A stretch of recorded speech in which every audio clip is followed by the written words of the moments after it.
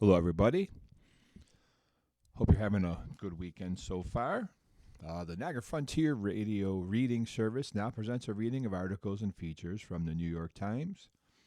Saturday, May 30th, 2026. Your reader's Joe Gibbs. So, how's it going? Starting to get some little better temperatures. It'd be nice if it would stay warm completely, but I guess if the low's in the 60s, I can deal with that. So we're going to take a look at some stories in the Times. What do we have here? What shall we chat about? A headline from history. A blackberry throbs and a wonk has a date. That's weird. May 30th, 2004. In the socially incestuous world of Washington politics, young politicos were embracing the BlackBerry as the accessory rife with romantic possibility, the Times reported. The wireless email device had become indispensable to social life, particularly in a city where more than 60% of congressional staff members were single. A 15-minute phone conversation can be abbreviated into a 10-second, one-sentence email. One former Clinton White House staff member said congressional aides had taken to flirting via BlackBerry during staff meetings, often right under the boss's nose. The article noted or sending a late-night Berry overture at an hour when calling might seem too forward. A critical mass of wireless-enabled romantics can now bodily clip them to their belts or discreetly tuck them away in purses, the Times wrote, in preparation for the evening's adventures, May 30th of 2004. And you know what? It doesn't sound much different than today, does it? Once that started, it's only really gotten worse. What else here? Might we suggest 4 weekend recommendations from around the newsroom? Drinking on a budget. Even with prices on the rise, there are still plenty of distinctive wines to be found at a moderate price point.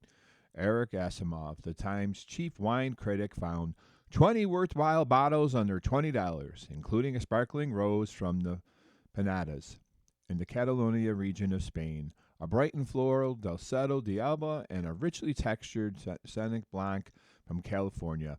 Pop that cork at NewYorkTimes.com/food. Getting lost in tulips.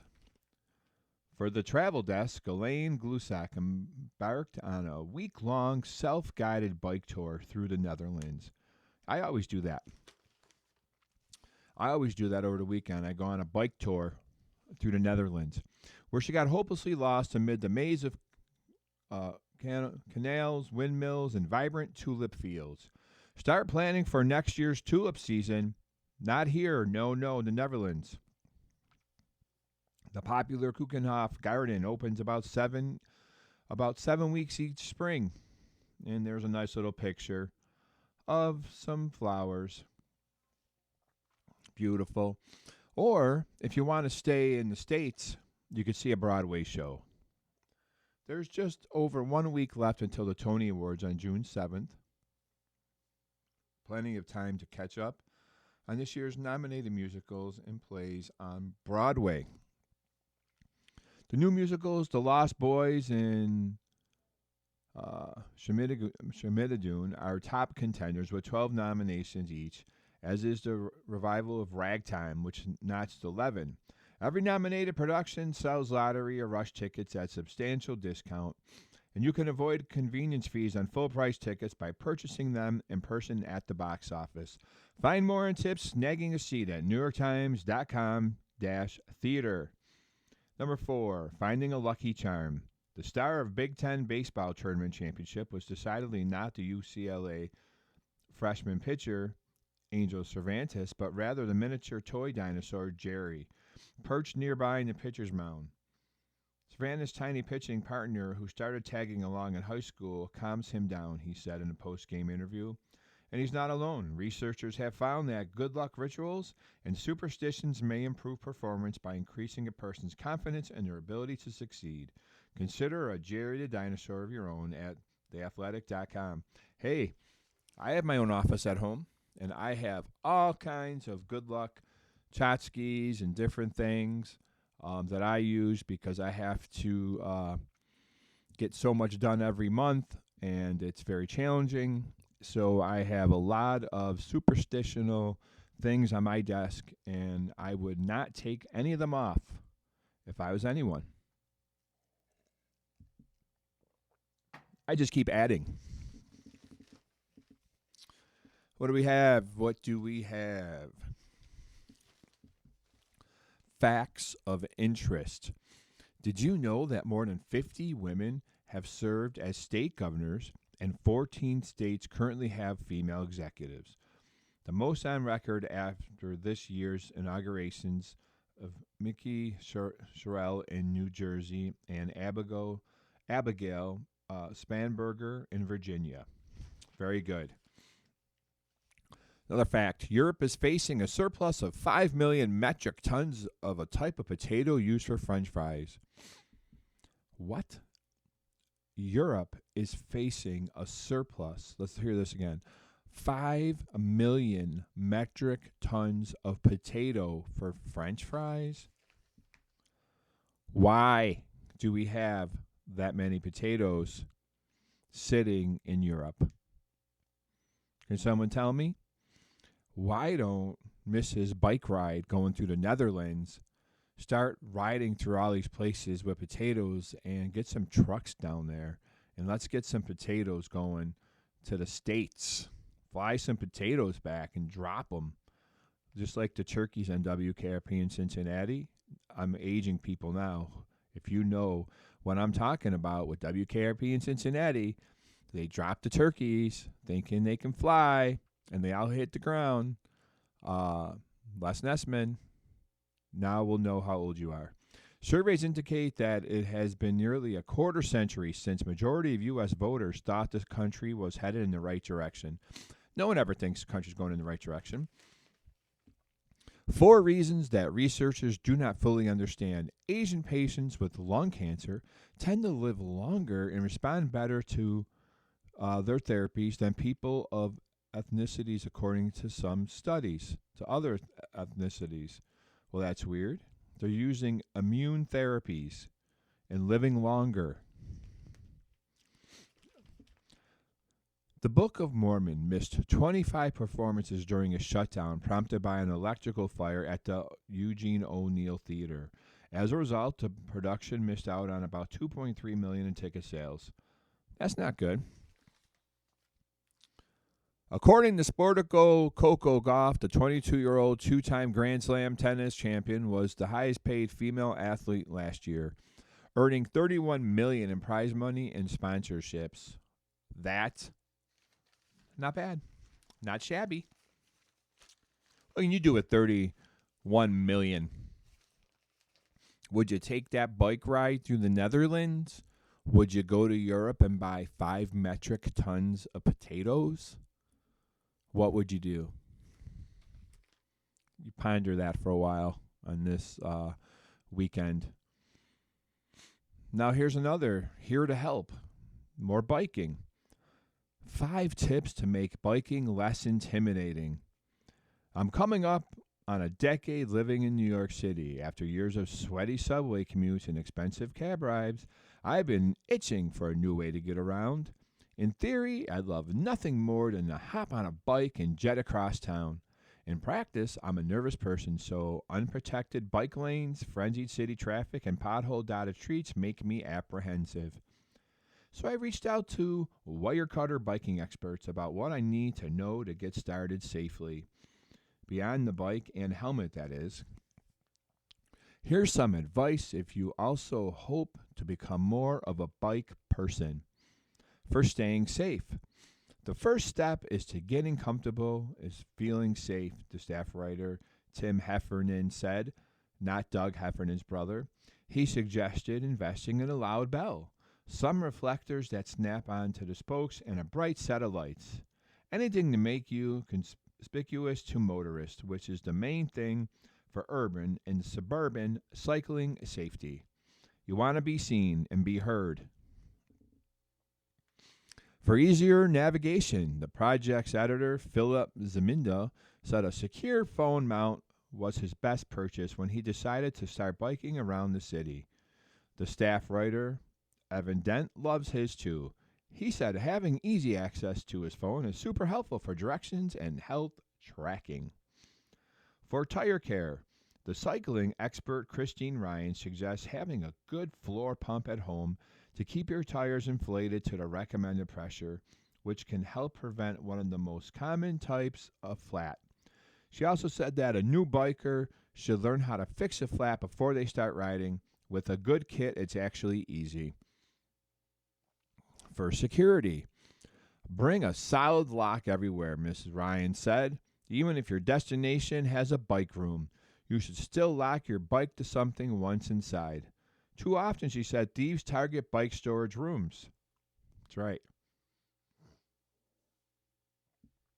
For commuting, the editor, Rachel Hearn, swears by her pannier, a bag that attaches to her bike's rear rack for storage. I've used it for groceries, school supplies, work supplies, and even to go bike packing, she said. We say it's best for hauling big loads in bad weather, but for me, the waterproof quality is just an added benefit to having a bag that will carry everything I need. That's right. All right.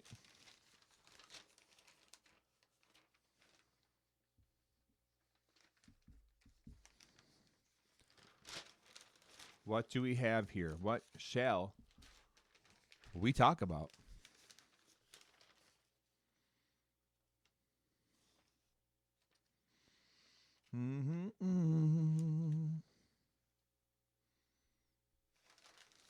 National news is rough.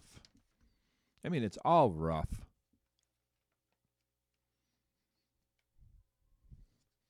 Headlines: blowing up boats has failed to curb cocaine flow to the U.S. So even if you blow up their boat, they're getting it in. That's wonderful.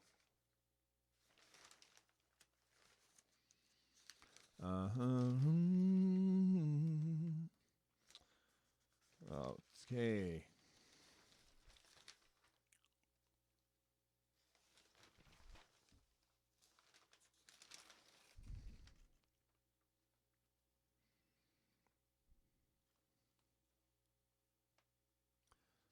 All right.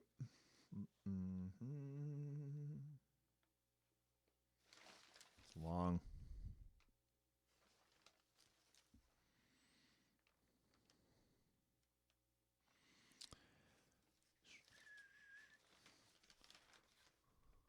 Lots of big national stories.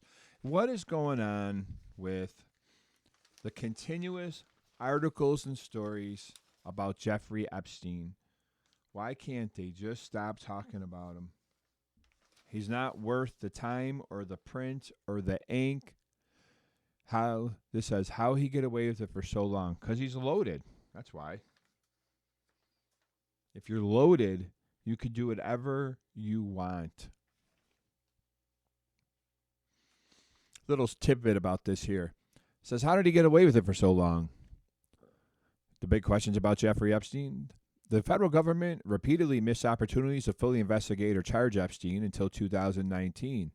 The missteps and lost opportunities included a tip about nude photos ignored by the FBI. In 1996, Maria Farmer called the FBI to tell the agency that Mr. Epstein had stolen nude photos of her underage sister. It ignored the tip for roughly a decade. Or he paid. A sweetheart deal negotiated with federal authorities. In 2005, the parents of a 14-year-old girl told the Palm Beach police that she had been paid to give sexual massage to Mr. Epstein. That set off a state and federal investigation. While the authorities identified dozens of underage victims, the Justice Department, including the U.S. attorneys for Southern Florida at the time, Alexander Acosta, negotiated a deal. Mr. Epstein pleaded guilty in 2008 to soliciting prostitution from just one minor. An easy jail sentence that allowed him to work from his office. That's not jail, man. You can't work in your office for jail. Come on. An easy jail sentence that allowed him to work from his office. The agreement also shielded any potential co-conspirators, including his female assistants, from prosecution. Though Mr. Epstein served his sentence in the county stockade, he was allowed to spend much of his jail time working from his office. Oh, boy. And then there's a picture of him on a private plane. The other thing says, an ability to return to society just after 13 months. After being released early from his 18-month sentence, Mr. Epstein was welcomed back into the elite society, attending parties, hosting dinners, and continuing to do business with major financial institutions. Another thing says, multiple secret federal investigations that bore no results. In 2010's number of federal agencies, including the Drug Enforcement Administration, investigated Mr. Epstein, but he wasn't charged. Another one, a decision not to investigate sex trafficking allegations made by some of his victims. In 2016, lawyers for some of Epstein's victims urged federal prosecutors in New York to investigate him for sex trafficking. The prosecutors chose not to. Why do you think that is? Opening an investigation that resulted in new charges only after the Miami Herald published articles about the 2008 deal. It wasn't until 2018, after the newspaper wrote a series about the 2008 deal in Florida, that federal prosecutors in New York opened a criminal investigation. It culminated in Mr. Epstein's being charged with sex trafficking in July of 2019. If you have money, you can do anything. And that's what it comes down to. Contacts, money, who you can pay off. They don't care, even if there's little kids involved. It's disgusting. Right? Right.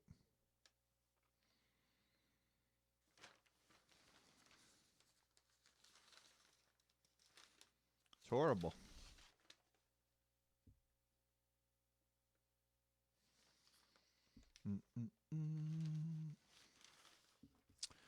The long article here says Texas school police pepper sprayed and tasered students.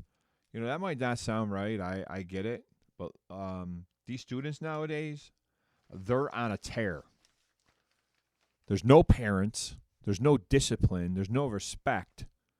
And they cry if their kids get punished with a harsher type of punishment than normal.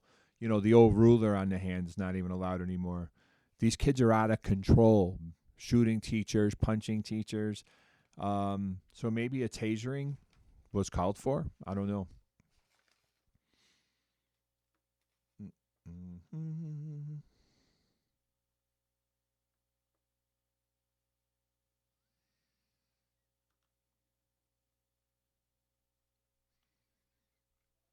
John Barber, 93, comedian who played key role in the rise of reality TV. I think he passed away at 93. Let's see what he did.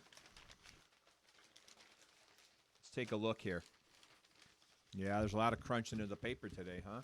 It's not like folding right, you know, it doesn't want to cooperate. All right. So, John Barber, a comedian, talk show host, and critic who helped create Real People, a hit NBC series that was notable entry in the involving genre of reality television, died on May 10th at his home in Las Vegas. He was 93. Excuse me. I don't think I'm going to see 93. I don't think so. But we'll see. His death was confirmed by his son Christopher, an executive producer of the TV series Criminal Minds Evolution. Oh. Real People, which ran from 79 to 84, lightheartedly profiled little-known, usually offbeat figures at the edge of society, including Navajo code talkers, a group of bald men, a vampire hunter, an Englishman who powered a motor with a lemon, and a Michigan woman who lived in a teepee guarded by a goose. I mean, let's be real. If you're going to have a teepee, that's your home. That's your casa right there, a teepee. What better to guard it than a goose? Honestly. Do you need a dog? No. Do you need like a big bear or something? Nope. You need a goose. Yep, that was some Pepsi Zero. Mr. Barber, a producer and writer of the series, also bantered cheerfully about the subjects with members of an on-screen panel, which over the years included Sarah Purcell, Byron Allen, and Fred Willard. Real people arrived in the wake of other pioneering programs in what is now the reality TV category, like Ellen Funt's Candid Camera, remember that? Which began providing hidden glances at an unexpected people in 1948. Wow, I didn't know that. Far back. An American Family, the 1973 cinema public television series about fracturing Louds of Santa Barbara, California. And The Gong Show. That was cool. Does anybody remember The Gong Show? Wasn't he in the CIA or something like that? Wasn't that host like had something going on? A talent show for largely untalented people, which premiered in 1976, hosted by Chuck Barris. Chuck Barris. I thought they said something about Chuck Barris, that he was involved in something else. Real People had a different feel, employing the format of sweetly cornball news magazine, as Emily Nussbaum wrote in her 2024 book, Cue the Sun, The Invention of Reality TV. Real People, she added, was proudly upbeat, conservative with a small c. The series was popular enough to spawn copycats like That's Incredible. I remember that. And Those Amazing Animals, both on ABC, and That's My Lion on CBS. Mr. Barber, who had initially conceived Real People for ABC under the name National Graffiti, sued the network when That's Incredible premiered in 80. He settled for $50,000 according to his book. $50,000. That's it. Now you get $4 million from the Barnes firm if you get your toe run over by a bike. The strong-willed Mr. Barber clashed over the direction of Real People with its executive producer George Schlatter, who was best known for having the role on Rowan and Martin's Laugh-In, the psychedelic era comedy sketch series. In 82, Mr. Schlatter fired Mr. Barber. Real People was my vision, said Barber, told the Los Angeles Times at the time. Most of the best shows I wrote and edited. While still at Real People, Mr. Barber also worked for Mr. Schlatter on the short-lived series Speak Up America, which examined current events and gave the studio audience a platform which to express itself. It, too, was a source of friction between the men.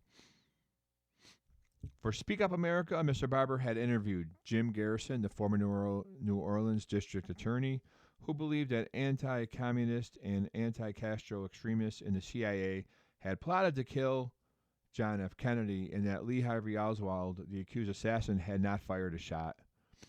Mr. Barber accused Mr. Schlatter of editing the interview to make Mr. Garrison seem unhinged. Mr. Barber recalled to the writer Cliff Nesteroff's classic showbiz blog in 2015. Angry Mr. Barber encouraged Mr. Garrison to sue Mr. Schlatter for slander. Mr. Barber repurposed the interview for his own documentary, The JFK Assassination, the Jim Garrison tapes, which ran in 1992 on the Viewer's Choice pay-per-view channel. Pay-per-view. The documentary was Mr. Barber's second. He had also written and produced Ernie Kovac's television original Genius 1982 about the innovative, influential comic. John Barber was born on April 24th, 1933. You guys remember that, right? In Toronto. To Angus and Margaret MacDonald Barber, both Scottish immigrants. His father, who at one point changed the family surname to McLaren, abandoned the family to return to Scotland after World War II. John left home at 15 and cut ties with his mother. Jeez, everyone's leaving the mother, who looked for her better life in bars and in the arms of many men. Oh, okay then. After his father left, he wrote in his 2018 memoir, Your Mother's Not a Virgin. All right. He moved to the United States in the 50s and worked at odd jobs, was a professional gambler, that's an odd job for you, and reinvented himself as a comedian in the early 60s by reading joke books, befriending comics, and watching late night television. He released 2 albums, the first of which is Tough to Be White, The Wit of John Barber, 1965. Canada is a lot like some of your southern states, Mr. Barber says early in the album, and that you cannot vote if you're literate, but you can get elected. Yeah. Okay, let's see here. What else about him? His career during the 60s, he produced Chuckle the Clown, a children's TV series, wrote episodes of sitcoms My Mother, The Car, and Gomer Pyle, USMC. Acted in an episode of Get Smart and was a guest on talk and variety shows, some of them hosted by Merv Griffin, Dee Martin, and Joey Bishop. In the 70s, he became a regular on a local TV stations in Los Angeles as the host of the morning talk show, AM Los Angeles, and an afternoon talk show, Barber's People.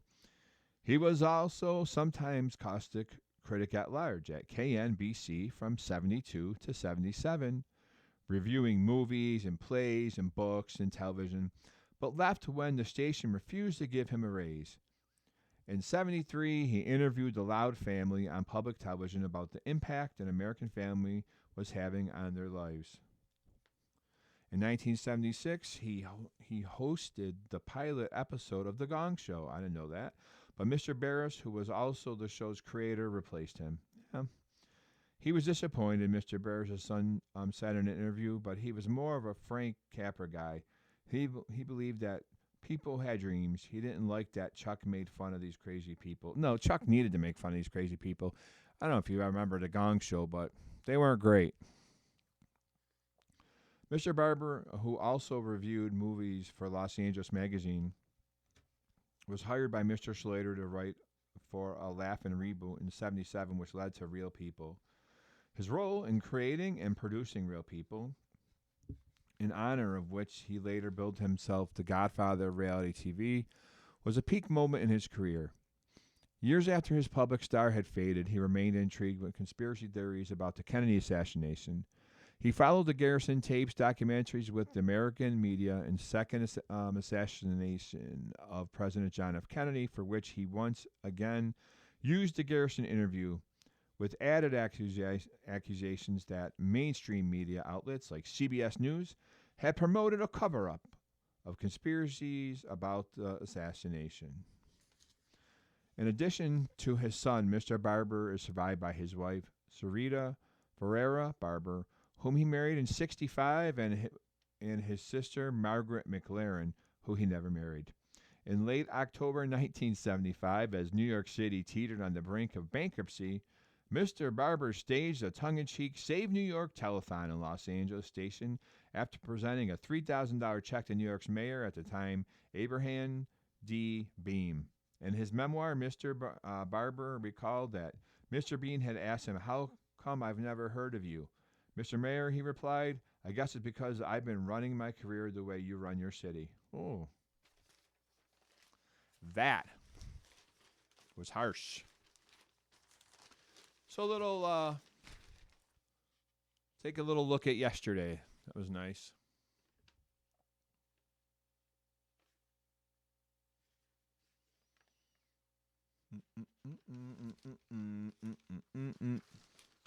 Ba-da, ba-da, ba-da, ba.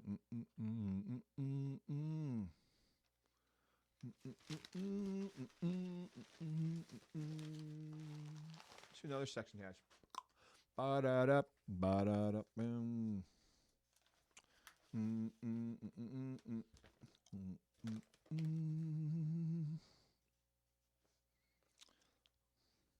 Oh, man.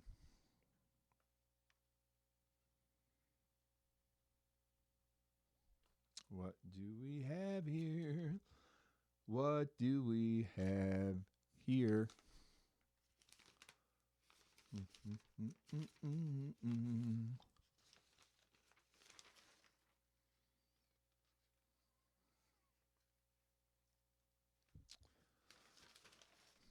All right.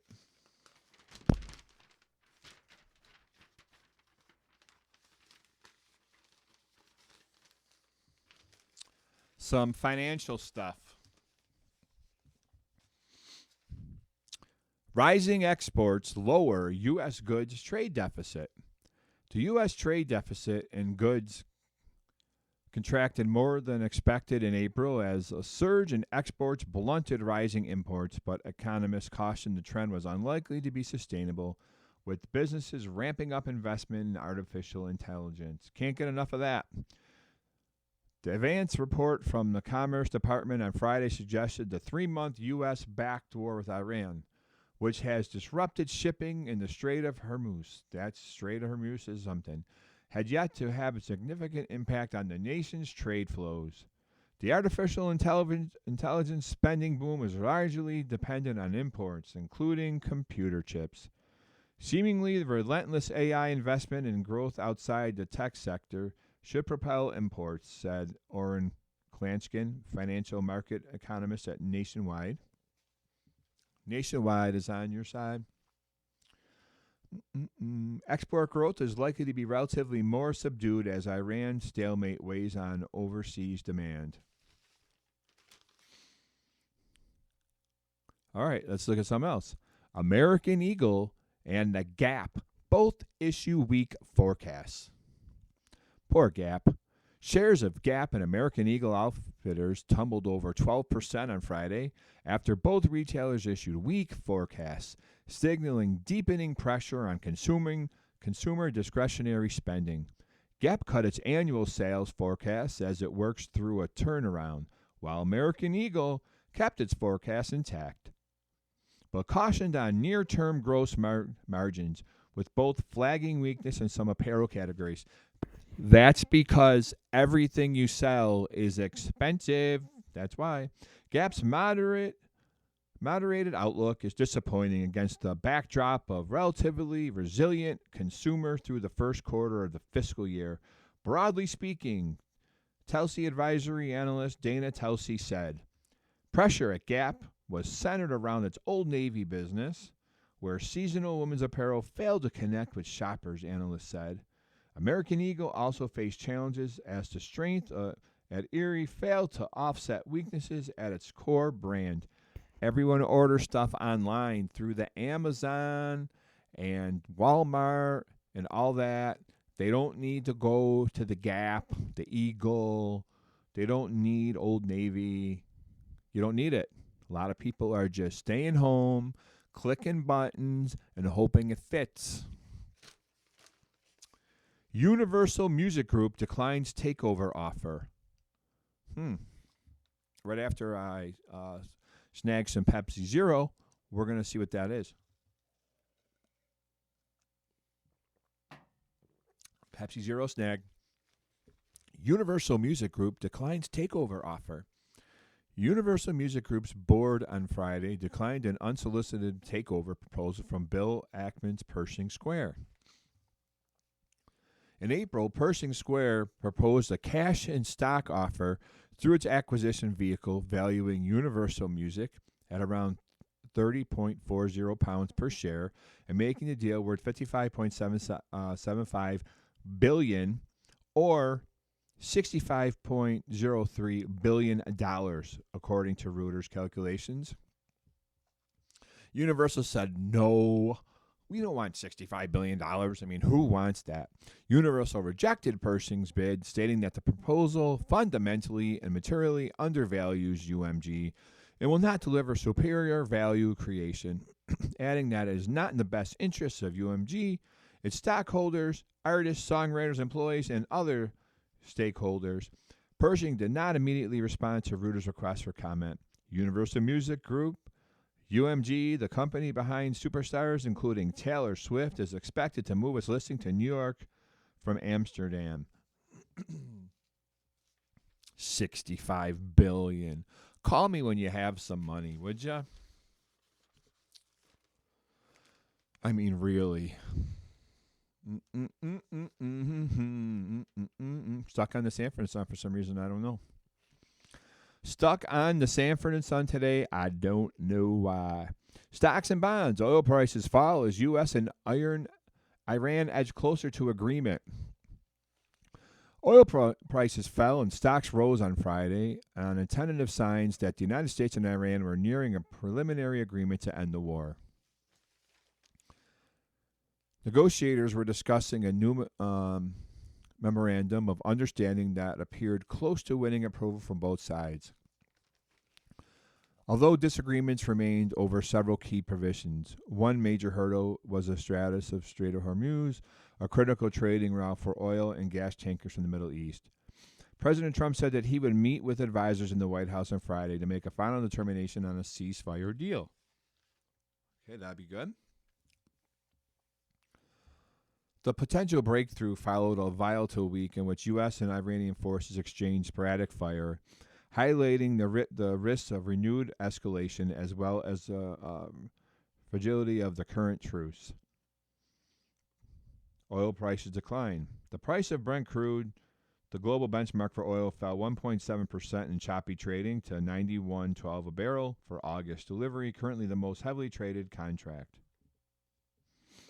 West Texas Intermediate crude, the U.S. benchmark, also fell 1.7% to $87.36 a barrel for July delivery, currently its most popular contract. Another headline says, U.S. stocks notched ninth weekly gain. The S&P 500 rose 0.2% on Friday, marking its ninth consecutive weekly gain. Stocks in Asia, where countries import vast quantities of oil and gas, were mostly higher. South Korea's benchmark Kospi jumped 3.5%, while stock markets in Japan and Taiwan rose more than 2%. In Europe, stocks were mixed. The Stoxx 600, a broad index that tracks the region's largest companies, edged up by 0.1%. Oh, boy. That's not a lot, really, right? Gasoline prices fall. Where? Can someone tell me where? Because I'm not noticing any nice prices. Gas prices fell again on Friday, sliding 4 cents to a national average of $4.39 a gallon, according to the AAA Motor Club. The increase has raised the cost for drivers by 47% since the war began. This says gas prices don't move in lockstep with crude, usually trailing increases or drops by a few days. The average price of diesel fell to $5.52 on Friday, up 47% since the war. And there's a picture of these crude oil storage tanks. They're huge. It looks like a bunch of cake tins, honestly, for miles.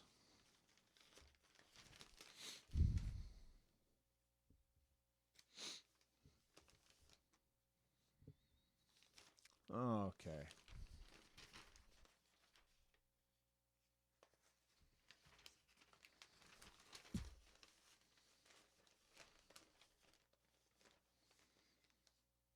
There's so many articles about these potatoes.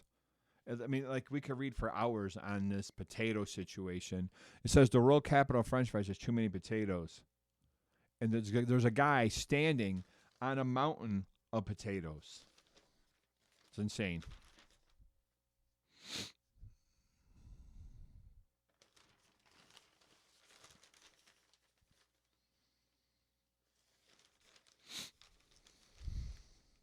I don't know if anybody's paying attention to hockey after the Sabres are out, but the Avalanche swept in the playoffs by Jack Eichel's Vegas Knights. That is unbelievable.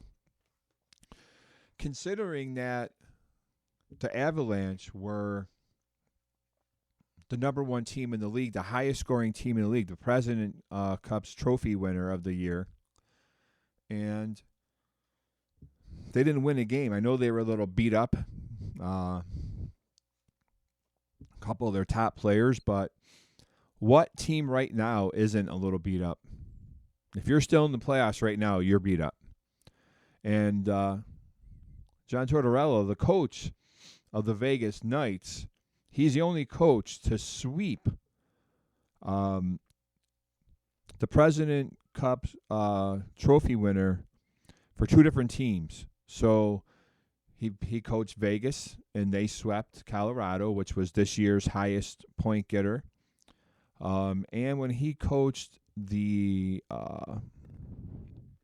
who was he? The Columbus Blue Jackets, they swiped up Tampa Bay Lightning in the first round and beat them in 4 games. He's the only coach to have done that. Sweeping to the President Trophy winners.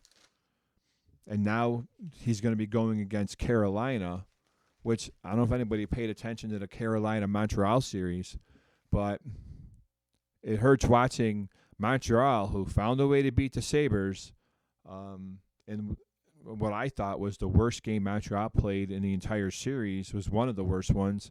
In that 7th game, they only had a good 10-minute stretch in the first period, and the Sabres dominated them. But, of course, in Buffalo sports, it's disappointment.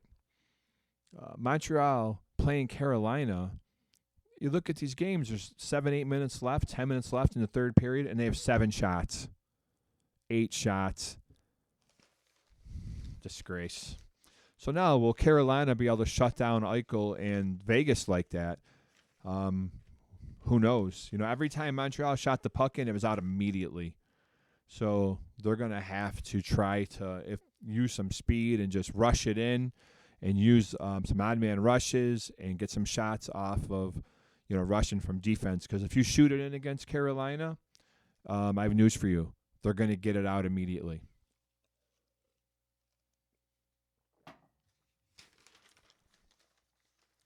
They put pressure on teams, So now the basketball, I don't know if anybody follows that. But the San Antonio Spurs and Oklahoma will be going to their 7th game. They beat Oklahoma in Game 6. I watched a little of that. Victor Wembanyama for the Spurs. This kid is 7 feet 5 inches tall. He throws a 3-pointer. It's almost straight. And they will be playing, the winner will be playing, that's right, you can say it, everyone say it together, the New York Knicks. That's beautiful. They haven't made the NBA Finals in some time. It's nice to see that the Knicks are there. And good luck to them. I don't know if anybody's into soccer, but the World Cup's going to be starting this month. And that will be fun to follow if you're into some soccer, some World Cup. I played a lot of soccer when I was a kid. And I'm looking forward to the World Cup. It's a good tournament. What do we have here?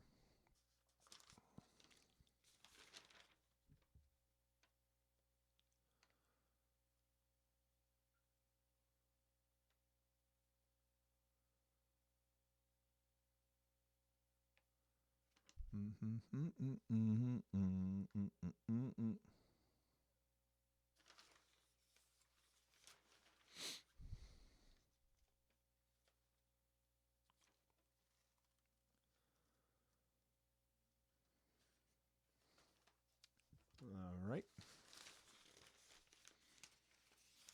We need another article here. Something we could look at, what we could find and we could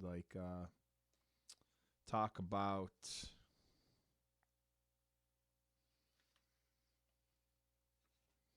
Okay.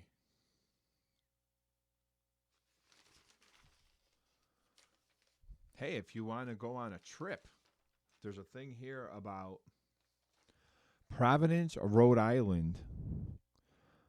One of America's oldest cities, free-spirited Providence is a playground of history and creativity with a long tradition of resistance. You can easily stroll from downtown, enlivened with new public art, across the Providence River to see well-preserved 18th and 19th century architecture.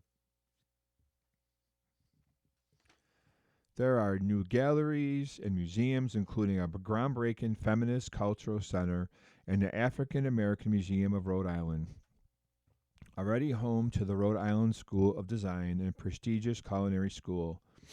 Providence is further bolstering its arts and dining reputation. The James Beard Foundation recently honored several new restaurants and cocktail bars, and the city's hottest act, Waterfire, is celebrating 500th lighting spectacle on the river. With this summer's World Cup festivities kicking off just 25 miles north, Providence makes for a laid-back weekend break and a cool alternative to Boston and Newport. All right. Okay, this says there's a non-profit thing that does like a scavenger hunt for dinners. Dinner at Claudine feels like a warm welcome to the Ocean State, and not just because it's served in pearl of a room with a high ceiling as iridescent as an oyster shell. The 26-seat restaurant, run by a husband and wife team of the chef John Finger and pastry chef Maggie McConnell, just celebrated its first anniversary as a semi-finalist for Best New American Restaurant at the James Beard Awards. That's really good. To catch a sunset, a 20-minute walk through downtown and across the river brings you to Prospect Terrace, a small hilltop park from 1867 with the best views of the city, especially at the sunset. Admire the First Baptist Church from 1774 and spy the Independent Man, a glided statue atop the State House built in 1904. It says binoculars may help.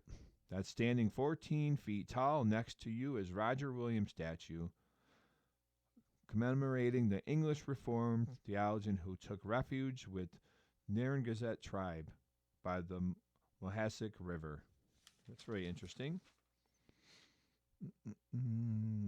Behold a beloved biscuit. Arriving early should help you snag one of the 5 tables at Irregardless, where locals line up for fluffy biscuit sandwiches that might be served simply with strawberry butter or thick maple bacon, egg and cheese, and a side of hash browns. Wow. 2 years on, the co-owner, James Dean, is still amazed he was able to turn his impromptu pandemic pop-up into a permanent glorified greasy spoon. That's awesome.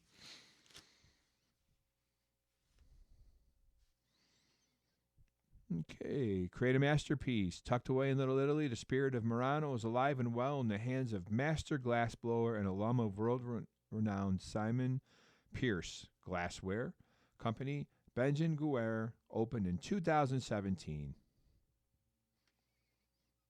Let's see, it looks like there's a brief walkthrough, and you could be holding a blowpipe like true artisan and do your own glass. That looks really cool.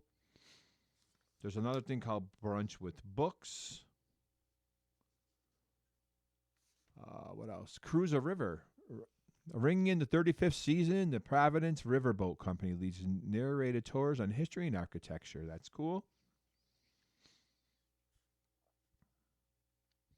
Head for croissants. You can hear the buzz before you reach the corner of Benefit and Transit Streets, where locals have been querying for croissants and lattes at Brown Bee Coffee since the charming boutique cafe opened over a year ago.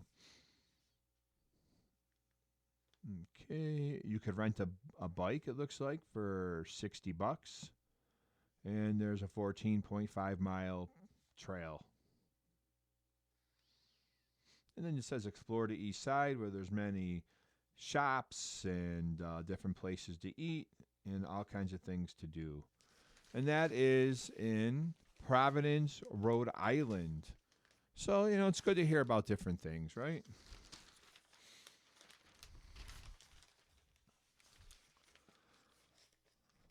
So what do we have for food here?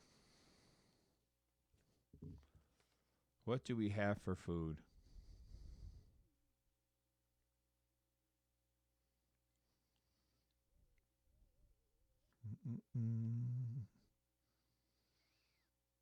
Oh, here's something fun. This sounds good, actually. Who wouldn't want a thick backyard burger? And it looks awesome. seeded roll, tomato, mayo, lettuce. There might be a skinny little pickle in there. I'm not sure. It might be hiding in there. Some cheese. Let's take a look here. If your dinner plans include cooking outdoors, as mine do, then take a look at Kenji Lopez Alt, Guide to Making Better Burgers at New York Times Cooking, and then zoom in on this recipe for making beefy burgers on the grill. We've got a video of Kenji making them as well. What do we need here? 1.5 pounds freshly grounded beef, at least 20% fat, salt and freshly ground black pepper. And this does say it's going to take 40 minutes and you only get 44 burgers out of it.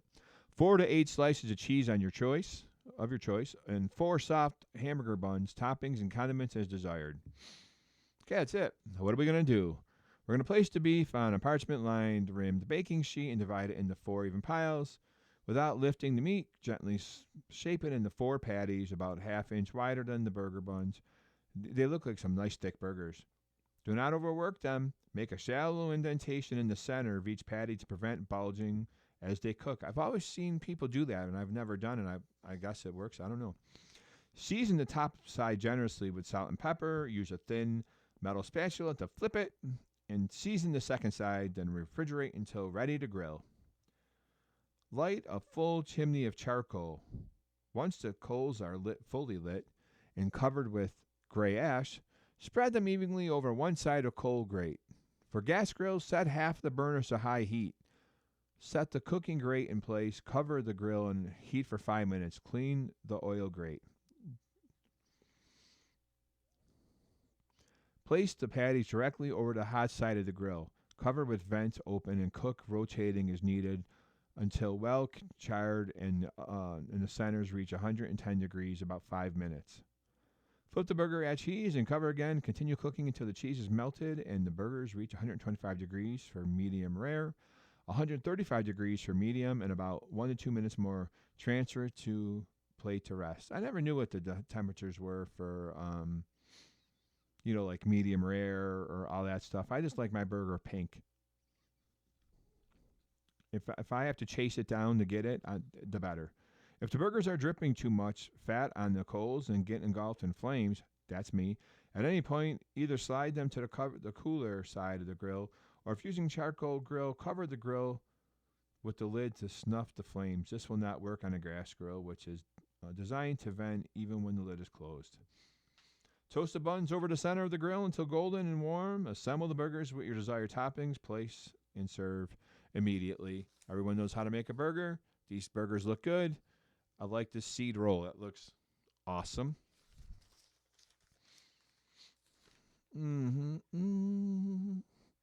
How about some ricotta pasta alla vodka? That's fun. Ricotta pasta alla vodka. Eric Kim reaches for ricotta in his version of this retro Italian classic, developing the creamy fresh cheese on top of each bowl. 45 minutes for 4 to 6 servings. You need kosher salt, 1 tablespoon olive oil, 4 slices of thick cut bacon, 6 ounces coarsely chopped, 1.5 teaspoons of red pepper flakes,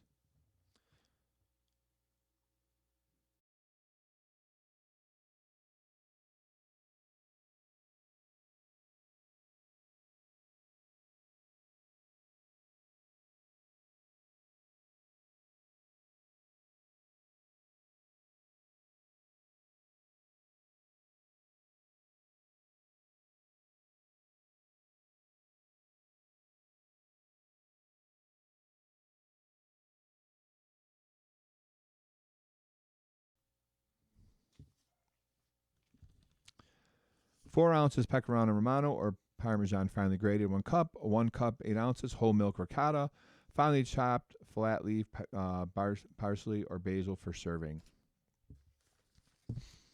So what are we going to do with this stuff? All right, so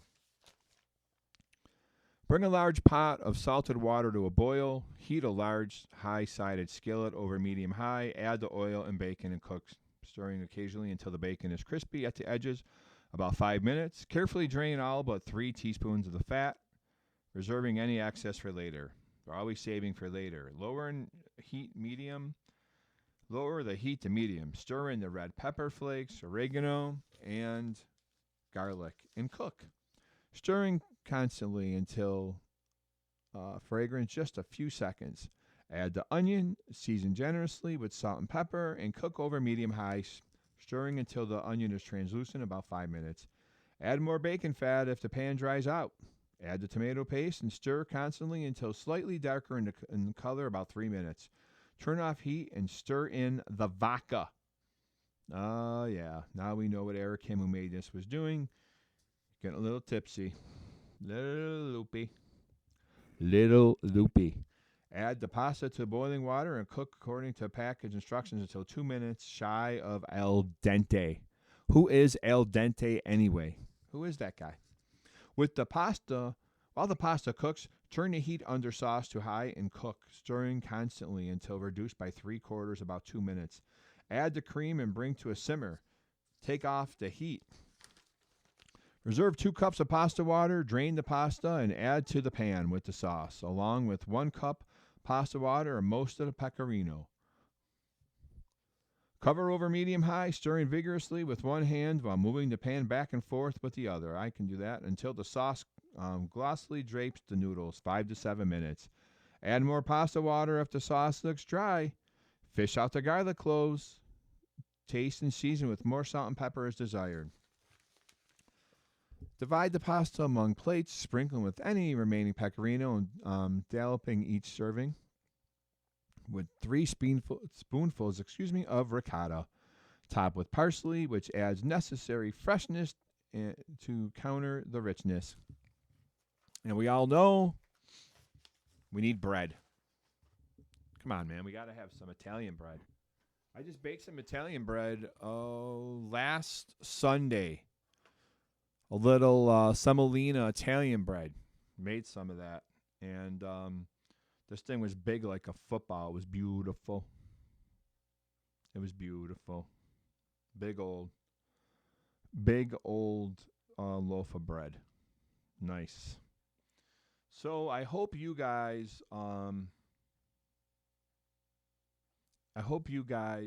have a wonderful Sunday. I hope you had a great weekend, and I love reading to you guys. I'm a cluster, loud, newspaper flapping all over the place, maybe a little more of a podcast than just a reading type of thing. That's how I like it. I can't wait to read you guys again, and I hope you guys are enjoying everything we're doing. You've been listening to a reading of the New York Times. And it's for Saturday, May 30th of 2026. For more information, call 716-821-5555. Your reader has been Joe Gibbs. Thank you so much for listening. I look forward to next week. I'm out.